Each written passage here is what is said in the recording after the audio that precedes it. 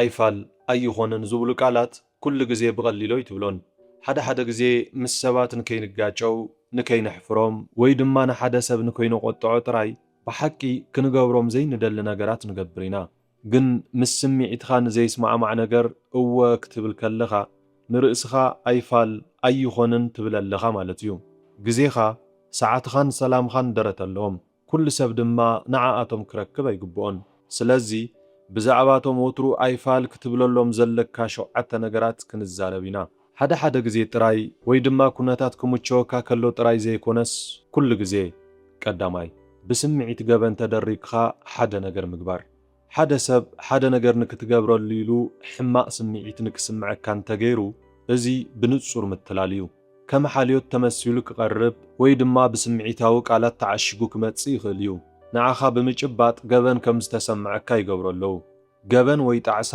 እወ ንኽትብል ምኽንያት ክኸውን የብሉን ንኣብነት ሓደ ዓርኪ ንስኻ ደረት ክትገብር ክትፍትን ከለኻ ዋው ሕጅስ ንዓይ ግዜ የብልኻን ማለት እዩ ክብለካ ከሎ ረቂቕ ሜላ ክኸውን ይኽእል ወይ ድማ ሓደ ወላዲ ከምቲ ንሳቶም ዝተጸበይዎ ስለ ዘይገበርኻ ከም ዝተቐየርኻ ገይሮም ክዛረቡ ከለዉ ይኹን እምበር ገበን ክስምዐካ ምግባር ፍቕሪ ኣይኮነን ቁፅፅር እዩ ካልኦት ሰባት ጸገም ንከይስምዖም ኢልኻ ጥራይ ንገዛእ ርእስኻ ኣብ ዘይጥዑን ኩነታት ክተእትዋ የብልኻን እቲ ኣይፋል ምባልኻ ንሓደ ሰብ ዘቆጥዖ እንተኾይኑ እዚ ምልክት ናይቲ ንሳቶም ዝደልይዎ ክትገብር ከለኻ ጥራይ እዮም ከኽብሩኻ ነይሮም ማለት እዩ ካልኣይ ምስ ክብርታትኻ ዝጻረር ዝኾነ ይኹን ነገር ኣብ መንጎ ምዃንን ምስ ገዛእ ርእስኻ ዘለካ ምትእስሳር ኣብ መንጎ ምብታኽን ዓብዪ ፍልልይ ኣሎ ሓደ ነገር ኣብ ውሽጥኻ ጌጋ ኮይኑ እንተተሰሚዕካ ኩሉ ሰብ ይገብሮ እኳ እንተሃለወ ወይ ድማ ቀሊል መንገዲ እኳ እንተመሰለ ንዓኻ ኣይኮነን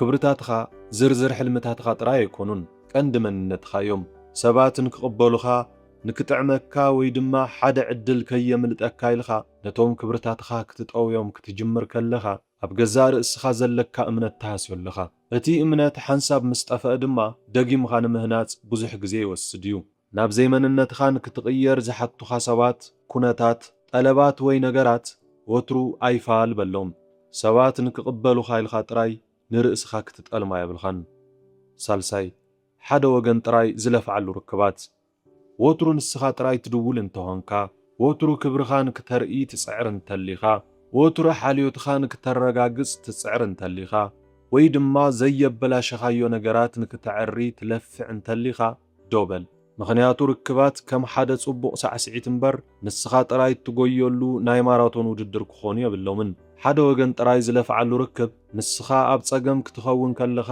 ከም ስቕታ ክኸውን ይኽእል እዩ ወይ ድማ ሓገዝ ክትደሊ ከለኻ እቲ ሰብ ሃለዋቱ ከጥፍእ ይኽእል እዩ እቲ ኩነታት ዝኾነ ይኹን ብዘየገድስ ወትሩ ክብሪ ከም ዘይተዋሃበካ ኮይኑ እንተተሰሚዕካ ወይ ድማ ብስምዒት እንተደኺምካ ገዛእ ርእስኻ ክትሓታ ኣለካ እዚ ሰብ እዚ ብሓቂ ንዓይ ኣሎ ዶ ወይስ ኣብ ህይወቱ ዘሎ ሃጓፍ ንምምላእ ጥራይ እየ ዘለኹ ፍቕሪ ክብርን ጻዕርን ምርጫ ክኾኑ የብሎምን ልክዕ ከምቲ ንስኻ ትህቦ ክወሃበካ ይግባእ እዩ እቲ ኻሊእ ሰብ ክሳብ ፍርቂ መንገዲ ክመጸካ ተዘይኽኢሉ ኣብ ሓደ ቦታ ጥራይ ካብ ምዝዋር ዶበል ራብዓይ ክትዛረብ እናደለኻ ስቕ ንክትብል ዝግበር ጸቕጢ ኣብ ሕብረተሰብና ሰላም ንምውራድ ተባሂሉ ስቕ ንክትብል ክትስሕቕ ክትስማዕማዕ ወይ ድማ ሓደ ነገር ጌጋ እናሃለወ ደሓንየ ክትብል ብዙሕ ጸቕጢ ኣሎ ግን ስቕታ ኩሉ ግዜ ሰላም ኣይኮነን ሓደ ግዜ ንገዛእ ርእስኻ ዕሽሽ ምባል እዩ ብዝርርብ ኣብ ስራሕ ይኹን ኣብ ስድራ ቤትኻ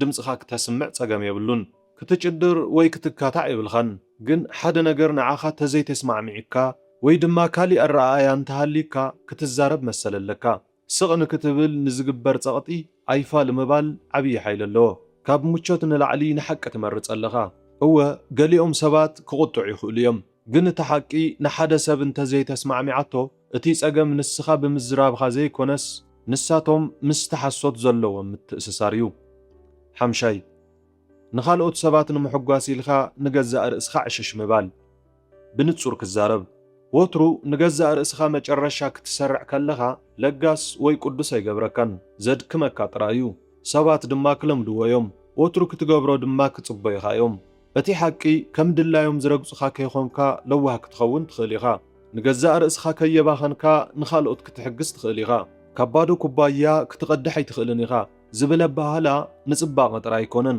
ናይ ሓቂ ህይወት እዩ። ንገዛእ ርእስኻ ዕሸሽካ ምባል ኣይፋልበል። ሽዑ ሰዓትኻ ክሕደስ ርክባትኻ ክመሓየሽ ልዕሊ ኩሉ ድማ መንነትኻ ከም ዝተመለሰ ክስምዓካ እዩ። ሻድሻይ ንገዛእ ርእስኻ ዘለካ ክብሪ ዝሃስዩ ዕድላት ኩሉ ዝመጸካ ዕድል ጽቡቕ ኣይኮነን። ገሊኦም ብወርቂ ዝተለበጡ መጻዋድያታት እዮም። ንኣብነት ጽቡቕ ዝኸፍል ግን ከም ጓሓፍ ዝርኤካ ስራሕ፣ ካብ ደገ ጽቡቕ ዝመስል ግን ብውሽጢ ውሽጢ ዘበላሸወካ ርክብ፣ ወይ ድማ ዓወት ዘተስፉ ግን ሰዓትኻ ጥራይ ዝውድእ ምትእስሳር። ተዓዊተ ንምባል ጥራይ ንዘይ ክብሪ ክትዕገስ የብልካን። ሓደ ማዕጾ ንከይዕጸ ኢልካ ጥራይ ክትጽቀጥ የብልካን። እቲ ማዕጾ ንዓኻ ድኹም ስቕተኛ ወይ ትሑት ክትኸውን ዝሓተካ እንተኾይኑ ናይ ገዛእ ርእስኻ ማዕጾ ክትሃንጽ ይሓይሽ። እዚ ክብሪ ገዛእ ርእስኻ ብምድኻም ዝመጽእ ኣይኮነን፣ ብትብዓት ብምቁዋም ዝመጽእ እዩ። ሻብዓይ ንግዚያዊ ዕግበት ኢልካ ሰላም ካሕሊፍካ ምሃብ። እዚ ኩላትና ጌርናዮ ኢና። ንጽባሒቱ ከም እንጠዓሰሉ እናፈለጥና መልእኽቲ ንሰድድ፣ በይነይ ከይኸውን ኢልና ንሓደ ነገር እወ ንብል፣ ንዓሚቕ መጉዳእቲ ዝኸውን ግዝያዊ መፍትሒ ንደሊ። ግን እዞም ግዝያዊ ሓጎሳት ወትሩ ምስ ጸገም እዮም ዝመጹ። ናይ ኣእምሮ ሰላምካ ኽቡር እዩ። እናዓበኻ ክትኸይድ ከለኻ ድማ ሰላም ምስኣን ክሳብ ክንደይ ኸቢድ ዋጋ ከም ዘለዎ ትርዳእ። እቲ ሕማቕ ርክብ፣ እቲ ዝተሃወኸ ውሳነ፣ እታ ንሓቂ ንምህዳም ዝተዛረብኻያ ንእሽቶ ሓሶት ኩሉ ተደሚሩ ዋጋ የኽፍለካ እዩ። ሕጂ ጥራይ ደስ ዝብሉኻ ግን ንመጻኢኻ ዝሃስዩ ነገራት ኣይፋልበሎም። እቲ ናይ መጻኢ መንነትኻ ከመስግነካ እዩ። መብዛሕትኦም ሰባት ኣይፋል ወይ ኣይኾንን ምባል ከም ምንጻግ እዮም ዝርእይዎ። ተሓቂ ግን ብዛዕባ ኣንፈት ህይወትኻ እዩ።